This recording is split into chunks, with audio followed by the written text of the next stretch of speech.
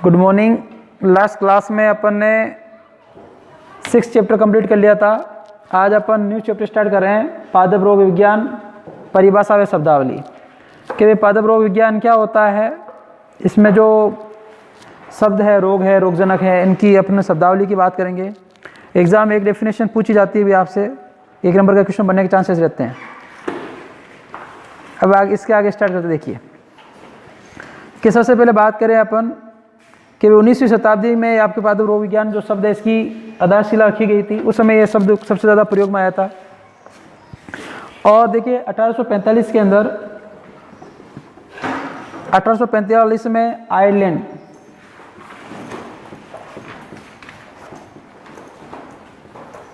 कि 1845 में आयरलैंड जो आपके क्या है यूरोप में है, यहाँ पे आलू की पछेती अंगमारी, आलू की पछेती अंगमारी रोग की वजह से आलू की फसल नष्ट होने से भयंकर अकाल पड़ा था और भूख के कारण लगभग आपके 12.5 लाख लोग मारे गए थे और 15 लाख लोग क्या हो गए थे आप संयुक्त राज्य अमेरिका तथा 15 लाख लोग जो है आपके यूएसए, संयुक्त राज्य अमेरिका और अन्य देशों में क्या हो गए थे, गमन कर गए थे। मतलब कहने का मतलब क्या है कि ये जो पादप रोग विज्ञान की आधारशिला का सबसे पहले भाई 1845 के अंदर क्या होता, आयरलैंड यूरोप के अंदर आलू में रोग फैला था, उसका नाम था आलू की पछेती अंगमारी रोग। इस रोग की वजह से वहाँ पे बहुत ज़्यादा क्या आलू का काल पड़ गया था, भूखमरी फैल गई थी, जिसकी वजह से 12.5 लाख लोग क्या हो गए थे, मर गए थे इस अकाल में। और इसकी वजह से 15 लाख लोग का लगभग क्या हो गए थे, आपके संयुक्त राज्य अमेरिका चले गए थे। इसके अलावा बहुत से लोग जो है अन्य देशों में गमन कर गए थे।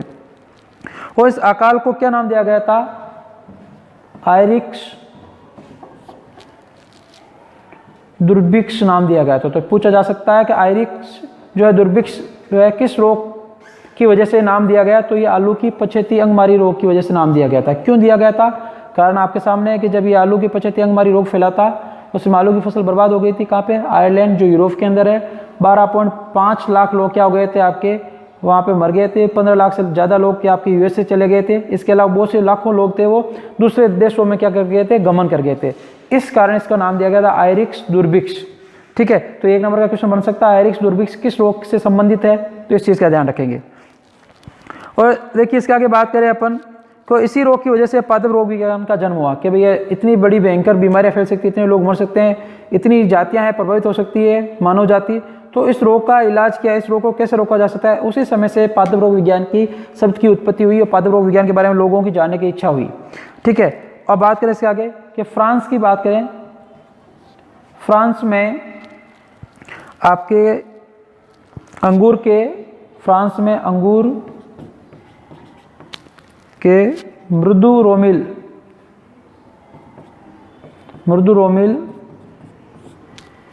आशिता रोग के संक्रमण की वजह से नष्ट हो रहे अंगूर की फसल को बचाने हेतु 1885 के अंदर आपके प्रोफेसर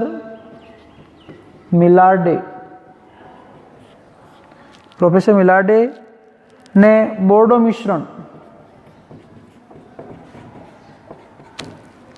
की खोज की। मतलब क्या हुआ कि उसी समय बात करें फ्रांस के अंदर अंगूरों के अंदर कौन सी रोग फैला, मृदु रोमिल आशिता। ठीक है, कवक के द्वारा अभी पढ़ेंगे आगे किन के द्वारा फैलते हैं सभी सिलेबस में। ठीक है, तो ये मृदु रोमिल आशिता रोग फैला। ठीक है, इसको रोग को रोकने के लिए आपके प्रोफेसर थे प्रोफेसर मिलार्डे, इन्होंने एक बोर्डो मिश्रण का निर्माण किया और इस मिश्रण की वजह से इस रोग को नियंत्रित किया गया था। तो बोर्डो मिश्रण किससे मिलकर बना होता है, देखिए कि ये जो है ऐसा 1 नंबर का क्वेश्चन पूछा जा सकता है कि बोर्डो मिश्रण की खोज किसने की थी, इसका निर्माण किससे होता है। तो एक आपके रासायनिक पदार्थ पाया जाता है नीला थोथा, साथ में चूना व पानी, इनका क्या निश्चित अनुपात के द्वारा यह बनाया गया था क्या, बोर्डो मिश्रण। तो ये क्वेश्चन पूछ सकते हैं कि भाई बोर्डो मिश्रण की खोज किसने की थी, क्या होता है बोर्डो मिश्रण किससे मिलकर बना होता है। तो बोर्डो मिश्रण की खोज प्रोफेसर मिलार्डे ने किस रोग की वजह से की थी, अंगूर के मृदु रोमिल आशिता रोग की वजह से की थी। क्या क्या कंटेंट पाए जाते हैं, किन किन से मिलकर पाया जाता है, तो नीला तोता, चूना व पानी एक निश्चित अनुपात में मिलाने से क्या बनता है, बोर्डो मिश्रण बनता है, जो क्या है कवक व जीवाणुनाशक है। देखो कवक व जीवाणु से मतलब आपको पता है ज़्यादातर संक्रमण विषाणु, जीवाणु, कवक, माइकोप्लाज्मा ये फैलाते हैं। तो ये कवक को भी नियंत्रित करता है, साथ में जीवाणु को भी नियंत्रित करता है। तो बोडो मिश्रण किसको नियंत्रित करता है? कवकनाशी और जीवाणुनाशी, मतलब कवक को नष्ट करने वाला और जीवाणु को नष्ट करने वाला। तो दोनों एक एक नंबर के क्वेश्चन बनने के चांसेज हैं, ठीक है। तो इसको अच्छे से देखना जरूर आप। इससे आगे देखिए, बात करते हैं आगे।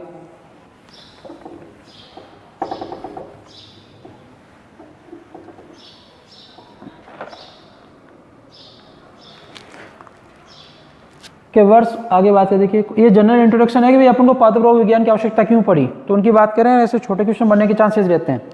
वैसे ये सभी चीज़ें आगे कवर हो जाएगी, फिर भी एक बार अपन पढ़ लेते हैं कि वर्ष 1943 की बात करें तो वर्ष 1943 में चावल के भूरे पर्णचित्ती रोग, कि चावल में फैलने वाला रोग है, क्या नाम है? चावल के भूरे पर्णचित्ती रोग द्वारा चावल की फसल नष्ट होने से भारत में भयंकर अकाल पड़ा था। कब? 1943 की बात है, आज़ाद होने से कुछ समय पहले की बात है, जिस समय द्वितीय विश्व युद्ध चल रहा था। तो भयंकर क्या हो गया था, इस समय अकाल पड़ा था, और जिसको क्या कहा गया था?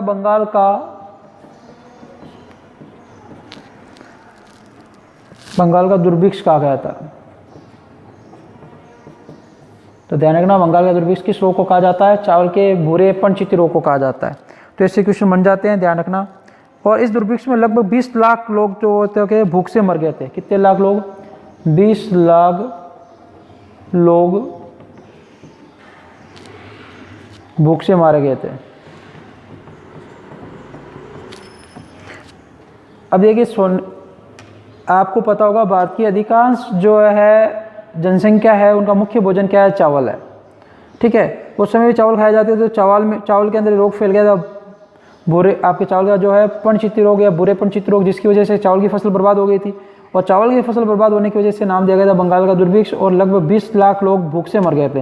मतलब ऐसे लोग मर गए थे उनको भोजन नसीब नहीं हुआ था, खाना नसीब नहीं हुआ था। वहाँ पर चावल उनको दिया जाता, चावल खत्म हो गया तो उनको मिला नहीं, इसलिए 20 लाख लोग मर गए थे। और इसी कारण 1944 के अंदर, ठीक है, वैज्ञानिक हुए थे, उनका नाम था वेक्समैन। 1944 के अंदर वेक्समैन ने आपके स्ट्रेप्टोमाइसिन एंटीबायोटिक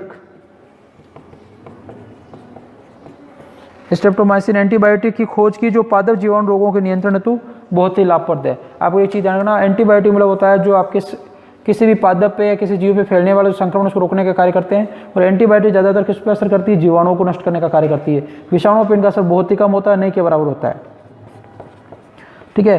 तो ये आपके वेक्समैन ने 1944 के अंदर कौन सी आपके एंटीबायोटिक का निर्माण किया? तो स्ट्रेप्टोमाइसिन एंटीबायोटिक का निर्माण किया, जो इसको क्या करती? रोग को रोकने का कार्य कर रही थी, बहुत ही जीवाणु को नष्ट करने के लिए लाभप्रद सिद्ध हुई। उसके बाद बात करें कि 1966 के अंदर, ठीक है, 1966 में प्रथम सर्वांगी कवकनाशी। कब? 1966 में प्रथम सर्वांगी कवकनाशी कौन सा? कार्बोक्सिन। आगे पढ़ेंगे, देखो वैसे आपने 6, 7, 8 चैप्टर पढ़े तो वहाँ पे कार्बोक्सिन शब्द बहुत काम आया होगा जब आपने पादपों का रासायनिक उन्मूलन या प्रबंधन पढ़ा था। तो कार्बोक्सिन की खोज की थी किसने? वैज्ञानिक थे सेमलिंग वे आपके कुल्का। ये दो वैज्ञानिक थे जिन्होंने आपके कार्बोक्सिन की खोज की थी। क्या नाम था? सेमलिंग व कुल्का। अब एक चीज़ ध्यान रखें कि भाई आपके सर्वांगी का मतलब होता है ऐसे रसायन जो अंदर पौधे के शरीर में फैलता है, उसे क्या कहते हैं? सर्वांगी कहते हैं। और ये क्या करते हैं? विषाणु और जीवाणु को क्या कर देता है? नष्ट कर देता है। कि सर्वांगी मतलब क्या है कि भाई ये क्या करेंगे? पादप के अंदर फैलते हैं। जैसे सर्वांगी कवकनाशी है तो पादप के अंदर फैल जाएंगे। जैसे पादप पर संक्रमण करेगा कोई जीव, कवक संक्रमण करेगा तो ये कवक नष्ट हो जाएगा। तो 1966 के अंदर सबसे पहले जो सर्वांगी कवकनाशी बनाया गया था उसका क्या नाम था? कार्बोक्सिन था। किसने खोजा था? सेमलिंग व कुल्का ने। तो ये ध्यान रखना, क्वेश्चन पूछे जाते हैं। वेक्समैन ने किसका खोज की थी? आपके प्रोफेसर मिलाडो ने किसकी खोज की थी? क्या होता है? ठीक है, ये जो दुर्भिक्ष नाम है ये जरूर याद रखें। बंगाल का दुर्भिक्ष किस रोग को कहा जाता है? ठीक है, अभी आपने पढ़ा था आयरिश दुर्भिक्ष किसको कहा जाता है। तो ऐसे एक एक नंबर के क्वेश्चन बन जाते हैं एग्जाम में। तो सभी चीज़ें क्या आपके लिए अच्छी जानकारी वाली है। अब देखिए इसके आगे बात करते हैं अपन।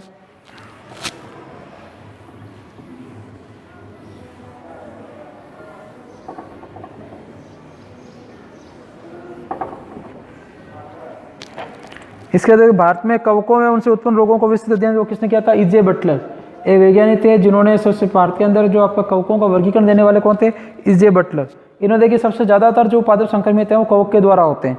तो इन्होंने क्या किया, पादपों के जो आपके E.J. बटलर ने, जिसके कारण इनको भारत में पादप रोग विज्ञान का जनक भी कहा जाता है। तो एक क्वेश्चन और आ गया कि भारत के अंदर पादप रोग विज्ञान का जनक कैसे कहा जाता है? तो भारत में पादप रोग विज्ञान का जनक, देखिए चैप्टर का नाम क्या है? पादप रोग विज्ञान है। तो ये पॉइंट महत्वपूर्ण है, एक नंबर का क्वेश्चन बन सकता है कि भारत के अंदर पादप रोग विज्ञान का जनक कैसे कहा जाता है? E.J. बटलर को कहा जाता है। इसे इंग्लिश में बोलते हैं फादर ऑफ आपके प्लांट पैथोलॉजी इन इंडिया। ठीक है, तो इस चीज़ का ध्यान रखना, पैथोलॉजी कहा जाता है पादपों के रोग विज्ञान के अध्ययन को। इसके अलावा पादप रोग विज्ञान क्या है? देखिए इसकी बात करते हैं, किन दो शब्दों से मिल गया? तो इसकी बात करते हैं, पादप रोग विज्ञान की बात करते हैं। क्योंकि पादप रोग विज्ञान है ये सब जो ग्रीक भाषा के 3 शब्दों से मिलकर बना हुआ है। आपको पता है ज़्यादातर अपने बायोलॉजी शब्द किस भाषा से लिए गए हैं? ग्रीक भाषा से लिए गए हैं। क्योंकि ग्रीक एक ऐसी भाषा है पूरे वर्ल्ड में जिसकी सबसे सरल भाषा मानी जाती है ग्रीक को, इसलिए ग्रीक भाषा का सबसे ज़्यादा प्रयोग किया जाता है। कौन से 3 शब्दों से मिलकर बना हुआ है? देखो, एक तो इसका है फाइटोन, देखिए इसको इंग्लिश में क्या बोला जाता है? पादप रोग विज्ञान को प्लांट पैथोलॉजी, या इसे कहा जाता है फाइटोपैथोलॉजी कहा जाता है। मैं लिख देता हूँ, इसे क्या कहा जाता है इंग्लिश में? प्लांट पैथोलॉजी, या इसे कहा जाता है आपके फाइटोपैथोलॉजी। प्लांट को फाइटो भी कहा जाता है, तो इनसे ये शब्द बना है। तो किन 3 शब्दों से मिला हुआ है? पहला है फाइटोन, ठीक है, जिसका मतलब होता है पादप। दूसरा है पैथोज, जिसका मतलब होता है रोग। और आपके तीसरा जो शब्द है इसका मतलब होता है लोगोज, कैसे कहा जाता है? लॉजी, या लोगस भी कह सकते हैं, लॉजी भी कह सकते हैं। इसका मतलब होता है अध्ययन। देखिए ये रहा सिंपल सा कि भाई आपके क्या है? फाइटोपैथोलॉजी। तो फाइटोन का मतलब हो गया आपके पादप, और पैथो का मतलब हो गया रोग, और लोगस या आपको पता है बायोलॉजी पढ़ते हैं जैसे अपन, तो बायोलॉजी का अपन जब पढ़ा था कि बायोलॉजी जो शब्द किससे मिलकर बना हुआ है? तो बायोज, फिर अपन पढ़ते हैं लोगोस।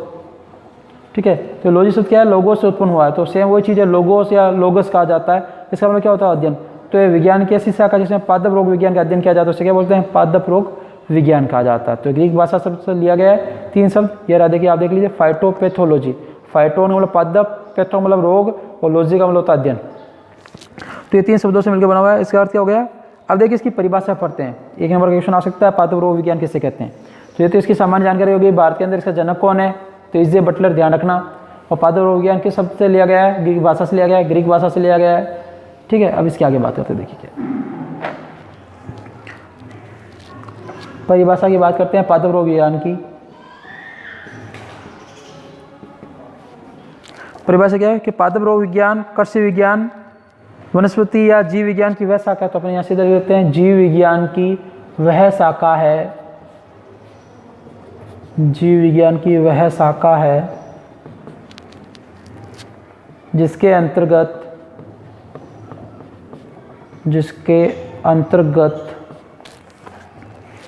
पादप रोगों, जिसके अंतर्गत पादप रोगों के कारणों हेतु की रोगों से हुई हानि तथा उनके नियंत्रण के उपयोगों का अध्ययन, उपायों का अध्ययन किया जाता है।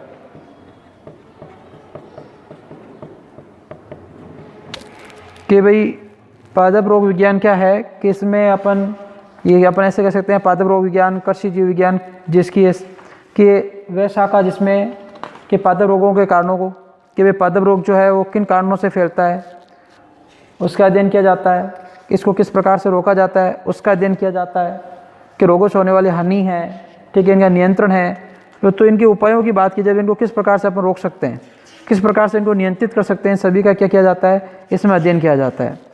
तो उसे क्या कहते हैं अपन? पादप रोग विज्ञान कहा जाता है।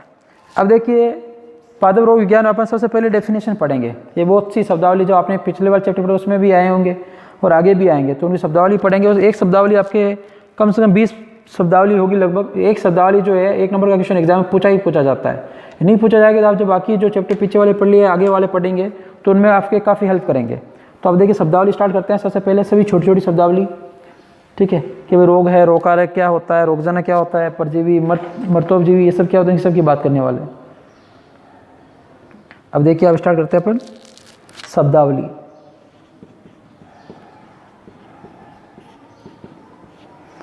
शब्दावली में देखिए सबसे पहले रोग, कि रोग क्या होता है। इंग्लिश में बोलते हैं डिजीज। डिजीज क्या होता है, रोग कब कहेंगे किसी को, तो इसका मतलब क्या है कि रोग एक हानिकारक प्रक्रिया है। क्या है? एक हानिकारक प्रक्रिया है जो निरंतर उत्तेजना के कारण होती है, जिसके परिणाम स्वरूप कुछ पीड़ा उत्पन्न करने वाले लक्षण प्रकट होते हैं।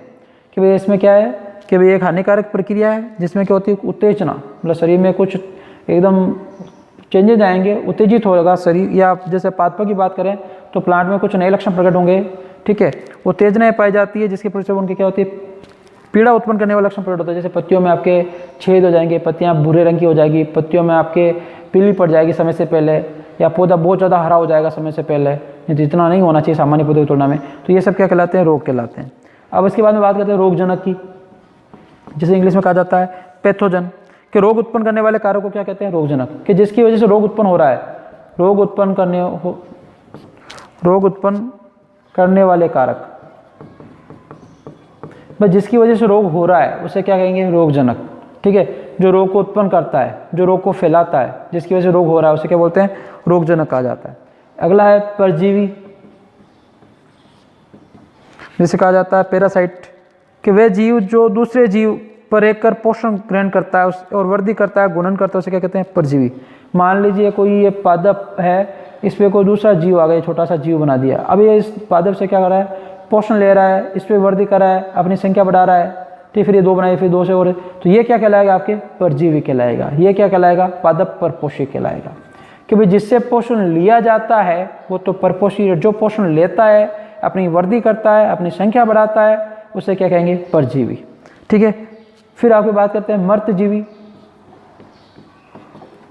देखिए छोटी छोटी डेफिनेशन में बहुत काम आएगी आगे। मर्तजीवी क्या होते हैं, ऐसा जीव जो अपना पोषण मर्त कार्बनिक पदार्थ से, जैसे कोई जीव मर जाता है, ठीक है, कोई पादप मर जाता है, उस मरे हुए पादप से या मरे हुए जीव से जो भोजन ग्रहण करता है उसे क्या कहते हैं, मर्तजीवी। जैसे कवक, जैसे कवक में कौन सा, म्यूकर, कवक की एक प्रजाति है म्यूकर। ये क्या करते हैं, जब कोई जीव मर जाता है तो सड़ी गली चीज़ों से भोजन ग्रहण करते हैं, उसे बोलते हैं मर्तजीवी। फिर परपोषी, अभी परपोषी मैंने आपको बता दिया कि जो परजीवी को आश्रय देता है या फिर जो परजीवी को भोजन देता है उसे क्या कहा जाता है, परपोषी कहा जाता है। अब देखिए अगली बात करते हैं अतिवर्धन। अतिवर्धन एक है अतिवर्धी, दोनों ही देखो महत्वपूर्ण फर्क क्या, दोनों में साथ में पढ़ लेते हैं।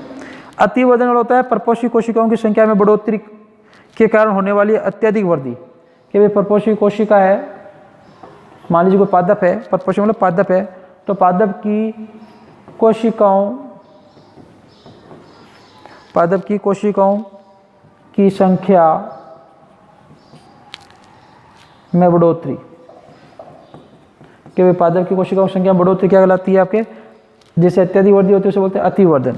और अतिवर्धि मतलब होता है परपोषी कोशिकाओं के आकार में बढ़ोतरी।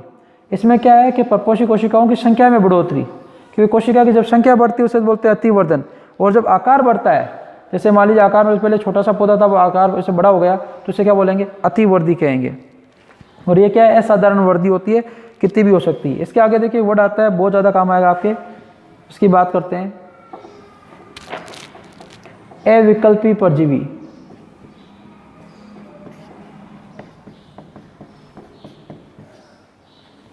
कि भाई अविकल्पी परजीवी क्या होता है, ऐसा परजीवी जीव जो केवल अन्य जीवित जीव पर ही वृद्धि करे, गुणन करे। देखिए इसका अर्थ समझिए, विकल्प मतलब होता है अपने पास ऑप्शन है, बोलते हैं मेरे पास विकल्प पे ऑप्शन है, मैं यहाँ नहीं रहूँगा, किसी और स्कूल में चला जाऊँगा, यहाँ नहीं पढ़ूंगा, यहाँ वहाँ नौकरी कर लूँगा, ऐसे कुछ ऑप्शन होते हैं। अविकल्पी का मतलब कोई ऑप्शन नहीं है, मुझे यहीं आना है। ठीक है, तो ये क्या होगा, अविकल्पी परजीवी का मतलब हो गया आपके कैसा परजीवी। परजीवी तब समझ गया ना, जो दूसरे पौधे पर रहकर अपना पोषण प्राप्त करेगा। ठीक है, तो परजीवी तो हो गया। तो ऐसा परजीवी जो केवल अन्य जीवित, सिर्फ जीवित जीवों पर, ठीक है। अन्य मतलब वो कोई भी जीवित जीव हो सकता है, तो अन्य जीवित जीवों पे क्या हो, जीवित रहे, वृद्धि करे और गुणन करे। गुणन मतलब होता है अपनी संख्या को बढ़ाना, वृद्धि मतलब खुद का आकार बढ़ाना, गुणन मतलब अपनी संख्या को बढ़ाना। तो उसे क्या बोलेंगे, अविकल्पी परजीवी। ध्यान रखना, अन्य जीवित कोशिका पे विकल्प दिखाई दे तो जीवित पे भी रह सकता है, और आपके मृत जीवी या आपके निर्जीव जीवों पे भी जीवित रह सकता है। और जब ये आगे अविकल्पी लग जाए तो इसका मतलब सिर्फ जीवित कोशिकाओं पर। फिर अगला आता है आपके उत्तकशय। उत्तकशय को इंग्लिश में बोला जाता है नेक्रोसिस कहा जाता है। उत्तकशय क्या होता है इसकी बात करते हैं, नेक्रोसिस होता है। देखिए उत्तकशय की बात करते हैं कि कोशिका तथा ऊतकों की मृत्यु होना क्या कहलाता है, उत्तकशय। कि जो कोशिका है, जैसे मान लीजिए पादप की पत्ती है, ठीक है, या ये पीली पड़ने लग गई तो इसकी कोशिका क्या होने लगी, नष्ट होने लगी, तो इसे क्या बोलेंगे, उत्तकशय। जैसे मान लीजिए भाग इसका पीला पड़ गया, ये मान लीजिए भाग ब्राउन हो गए, धब्बे बन गए, तो ये क्या हो रहा है, उत्तकशय हो रहा है। इसकी कोशिका नष्ट हो रही है और इसके क्या हो रहा है, उत्तक नष्ट हो रहे हैं, तो इसे क्या बोलेंगे, उत्तकशय। इसके आगे बात करें अपन हरिमाहीनता। हरिमाहीनता इंग्लिश में कहा जाता है क्लोरोसिस। मतलब क्या होता है कि पौधे के हरे भागों से पर्णहरित नष्ट होने के कारण पौधा क्या हो जाता है, पीला पड़ जाता है। कि पौधे में जो हरे भाग होते हैं, ठीक है, तो पादप के या अपन ऐसे क्या क्लोरोफिल के नष्ट होने से, देखो पौधा हरा होता है किसकी वजह से, क्लोरोप्लास्ट या क्लोरोफिल की वजह से होता है, ठीक है। अब क्लोरोफिल नष्ट हो जाएगा तो पौधा क्या नहीं रहेगा, हरा नहीं रहेगा, हरा नहीं रहेगा, पौधा कैसे हो जाता है, पीला हो जाता है। उसे क्या कहेंगे, हरिमाहीनता। जब पौधे का क्या हो जाता है, हरापन खत्म हो जाता है, पौधा क्या हो जाता है, पीला पड़ जाता है, उसे क्या कहा जाता है, हरिमाहीनता कहा जाता है। अगला है संचरण, ट्रांसमिशन। कैसे फैलता है रोग, देखिए कि रोगजनक एक पौधे से दूसरे पौधे में स्थानांतरण होना क्या कहलाता है, संचरण कहलाता है। जैसे कुछ ये संचरण जो ज़्यादातर, जैसे एक एग्जांपल आपको पढ़ा चुका हूं मैं, टमाटर का पण कुंचन या अपन रोग पढ़ चुके, जो विषाणु द्वारा फैलता है, लेकिन इस रोग को फैलाने का कार्य कौन करती है, सफ़ेद मक्खी। मान लीजिए एक टमाटर का पौधा है, ये संक्रमित, इसके पास एक स्वस्थ पौधा है, ठीक है।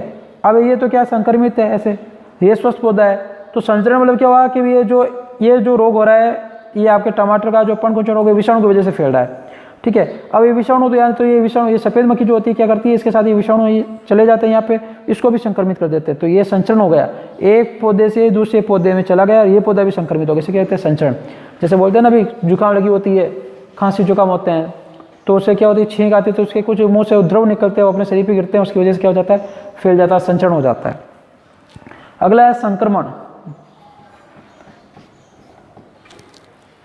संक्रमण का मतलब होता है इन्फेक्शन, के परपोषी में रोगजनक का स्थापित होना संक्रमण। मान लीजिए ये पौधा है, स्वस्थ पौधा है, अब ये यहाँ सफेद मक्खी के द्वारा आ गया, अब ये इसमें क्या करेगा, रोग फैलाने लग जाए, ये भी इसके जैसे दिखने लग जाए, तो इसे क्या बोलेंगे, संक्रमण हो गया, ये भी संक्रमित हो गया। संक्रमित का मतलब हो गया जब पौधे के अंदर या परपोषी में रोगजनक क्या करे, स्थापित हो जाए और अपने लक्षण प्रकट करने लग जाए, उसको भी करने लग जाए, संक्रमित करने लग जाए, ठीक है, तो उसे क्या बोलते हैं, संक्रमण कहा जाता है। इसके आगे देखिए और आगे बात करते हैं अपन लक्षण की बात करते हैं। लक्षण को बोलते हैं सिम्टम्स, कि आपको कैसे पता चलेगा कि वे संक्रमित हैं। तो इसमें मतलब क्या हो गया कि एक रोग के कारण पौधे में होने वाले बाह्य व आंतरिक प्रक्रिया या बदलावों को क्या कहते हैं, रोग कहते हैं। जैसे भाई आप मान ली बीमार हैं, तो घर वालों को कैसे पता चलेगा बीमार है, जैसे आप खाना नहीं खा रहे हैं, आपका चेहरा थोड़ा सा अजीब सा लग रहा है रोज़ की तुलना में, आपकी जो एक्टिविटी रोज़ करने वाली वो एक्टिविटी नहीं कर रहे हैं, तो आप में कुछ अलग लक्षण प्रकट हो रहे हैं, आप कुछ अलग प्रकार से दिखाई दे रहे हैं, तो इसे क्या बोलते हैं, लक्षण। तो वही सेम पाथों में होता है कि रोग के कारण जो पौधे में होने वाले बाह्य व आकारिक, बाह्य मतलब जो बाहर से दिखने वाले, आकारिक मतलब आपके आंतरिक मतलब जो शरीर के अंदर होने वाले लक्षण है, प्रतिक्रिया जो बदलाव होता है, उसे क्या कहा जाता है, लक्षण कहा जाता है। अगला है चिन्ह। चिन्ह क्या होता है, साइन बोलते हैं जिसे अपन, कि पौधे के रोगग्रस्त भागों पर दिखाई देने वाले रोगजनक या उसके भाग ही क्या कहलाते हैं, रोग चिन्ह कहलाते हैं। जैसे पौधे पर क्या है, पौधा पत्तियों का मुरझा जाना, आपके ब्राउन कलर के धब्बे बनना, तो ये क्या है, चिन्ह प्रकट करते हैं पौधा क्या है, रोगजनक की वजह से जो पौधा रोगग्रस्त भाग है वो दिखाई देते हैं। अब एक अगला है निवेश द्रव्य। आपने पीछे वाले चैप्टर पढ़े उसमें बहुत बड़ा आया होगा निवेश द्रव्य। तो रोगजनक का वह भाग जो परपोषी पौधे के संपर्क में आता है तथा संक्रमण स्थापित करने योग्य होता है, उसे क्या कहते हैं, निवेश द्रव्य। मान लीजिए कोई पौधा है, ठीक है, स्वस्थ पौधा है, इसके पास जो दूसरा पौधा ये संक्रमित है, तो ये पौधा इसके पास आया हवा की वजह से, जैसे पास पौधे होते हैं, तो हवा की वजह से मान लीजिए भाग संक्रमित है और इसके टच में आए, तो इसमें जो भाग के अंदर जो संक्रमित भाग इसके टच आएगा, तो ये भी क्या हो जाएगा, धीरे धीरे संक्रमित होने लग जाएगा, तो इसे क्या कहेंगे, निवेश द्रव्य। निवेश द्रव्य क्या हो गया कि रोगजनक का वह भाग जो परपोषी पौधे के संपर्क में आता है, कि भाई रोगजनक है, यहाँ पर रोगजनक पाया जाता है, ये पौधे के संपर्क में आ रहा है ये भाग, ठीक है, तो संपर्क में आता है या संक्रमण स्थापित करने योग्य होता है, कि इसमें इतनी कैपेसिटी है कि इसको भी संक्रमित कर सके, ठीक है, तो उसे क्या कहेंगे, निवेश द्रव्य कहेंगे। और अगला है वाहक, ठीक है, वेक्टर कि वाहक क्या होता है इसकी बात करते हैं। देखिए तो वाहक की बात करें तो वे प्राणी जो रोगजनक को एक स्थान से दूसरे स्थान पर लेके जाता है उसे क्या बोलते हैं, आपके वाहक कहा जाता है या रोगवाहक कहा जाता है। जैसे अभी मैंने आपको बताया सफ़ेद मक्खी कि टमाटर एग्जाम्पल दिए, टमाटर संक्रमित था तो यहाँ पे दूसरा पौधा था इसको संक्रमित था, तो ये सफ़ेद मक्खी इस रोगजनक को यहाँ लेके आ गए तो ये क्या कार्य करिए, वाहक का कार्य करिए, ठीक है, जो एक जगह से दूसरी जगह ले जाने का कार्य करिए। तो आज के लिए अपन इतना ही पढ़ेंगे, बाकी जो है वो नेक्स्ट क्लास में बात करेंगे। इसके आगे कुछ शब्दावली रह गई है उसकी बात करेंगे। आज जो शब्दावली पढ़े उसे आप एक बार जरूर पढ़ें, ठीक है, आगे बहुत काम आएगी, बहुत से वर्ड आते हैं। तो आज के लिए इतना ही, बहुत बहुत धन्यवाद।